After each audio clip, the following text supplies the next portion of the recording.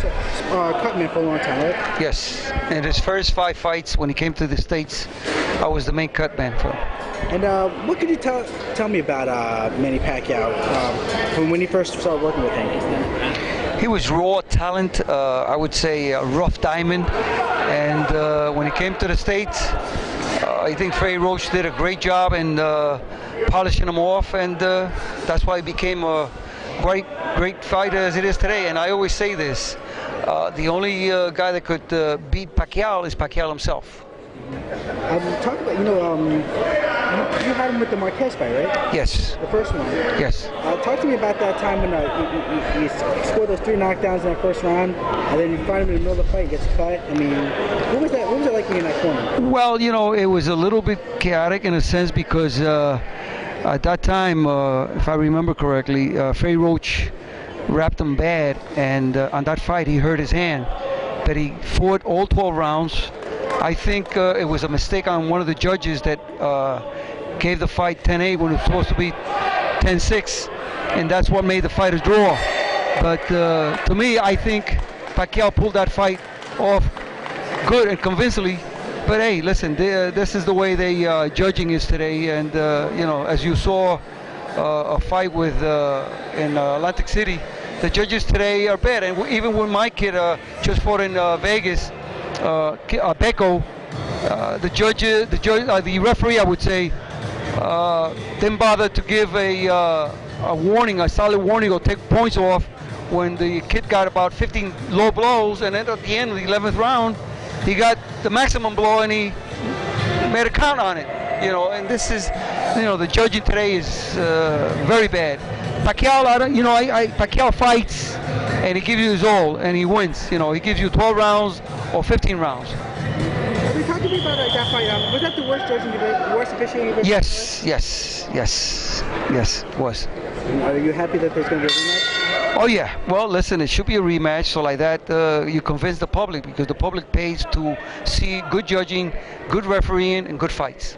I mean, talk to me about also like what was Pacquiao like when he first came to America? Was he?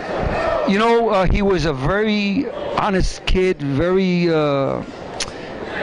quiet, didn't know a word of English, and he learned. And when he used to be with me, I used to try to teach him the bad words, and he says, I don't want to learn the bad words, I want to learn the good words. And he learned quick. Good learner. Hold on. Tell me, who do you feel will win the third fight between Pacquiao and Marquez? Marquez will beat him. Pacquiao will beat him this time easier because he already got his ticket. What do you mean his ticket? Well, his ticket meaning that Pacquiao already knows which way he's going to come, how he's going to come. I mean, the first time was a very good fight. The second fight was close. I think in the weight difference is going to make Pacquiao better, because I think they're going to fight on a different weight. Talk to me about Joshua Clottey. I know you were working with him for a long time as his Cutman. What's going on with Joshua? Oh, Joshua at the moment, he's going through a little, I would say, a little problem with the promotional, with the Bob Arum and stuff like that, and his manager. I mean, do you expect to see him soon? Oh yeah, no. When everything clears, I think he'll get back into the ring and see where he still got left. Because in boxing, an athlete, I give him at least 5 years to do something. After that, it's downhill. Talk to me about Agbeko now.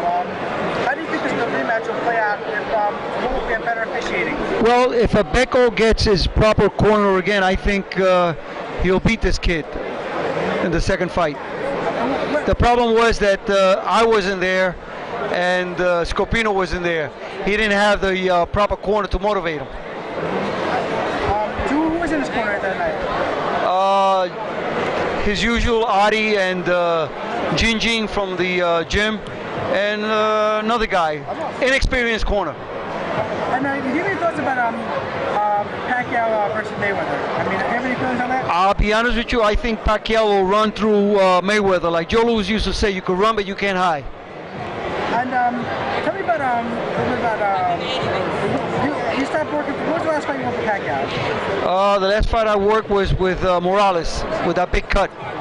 And tell me about that night. Was that a really scary night with that headbutt cut? Well, you know, it wasn't scary. I did my job. I saved the fight from the 5th round on to the 12th, and it was a big cut. It required 35 stitches, and he went all the way, 12 rounds, and they didn't have to stop it. Do you think that when you got back to the corner after that cut, did you think they were going to stop it? No, because, you know, they knew they had a good cutman there, and the referee knew me, and they knew that I was going to do a good job. How important is it to have a known cutman in a situation like that? Well, it's very important. That's a world championship. You know, a fight like that, if it gets stopped, is a notch down for Pacquiao. I mean, talk to me about will the commission let a fight go longer if they know the cutman? Oh yes, yes. If you don't have the right cutman in the corner and they see a lot of blood, they're going to stop it. Yeah, so talk to me about that fight. A lot of people criticize Freddie Roach for losing his composure during that fight. Well, what happened, you know, sometimes the corner get a little excited, and you know that Freddie Roach was a little bit nervous that I was going to take over the corner, because at the time I was supposed to have Pacquiao at the beginning, but what happened was that I was out in Germany and Freddie Roach took over, and he became his main trainer. But I was supposed to put him to New York. You were supposed to be his main cornerman, his trainer. Really? Yes, because it was Murad Mohammed. It was real fights, and Samson Lofkowitz was dealing at that time, and the story was that we split. You know, from there. Are there any hard feelings about that? No. Boxing is a sport. You know, I give Freddie Roach a lot of credit. You know, like I always say, Pacquiao made Freddie Roach. Freddie Roach didn't make Pacquiao. Pacquiao was a world champion already at 106. Then he came up in weight. He was a made champion. It was the only thing that Freddie Roach did. He polished a rough diamond, and he made him what he is now. Well, you know a lot about boxing history. How long have you been in this business? 47 years. 47 years. And talk to me about like how Pacquiao stacks up historically. Well, historically, you know, hey, listen, to be honest with you, he's a great little fighter. He's a crowd pleaser. He's a come-on fighter. You know, he has no nonsense. He comes to fight, and he gives his all. He gives his heart. How about him versus Duran? You know, Duran. Of course, I work with Duran also. With Duran, that will be a different fight, because Duran was a mean fighter and a very good thinker.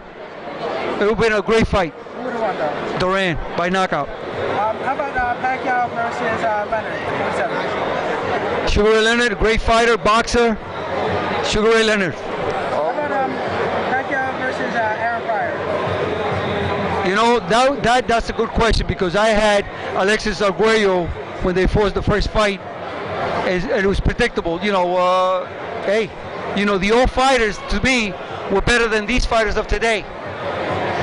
So you think it would have been Pryor? No, I think it would have been a great fight. I can't pick there, to be honest with you. How about Agbeko?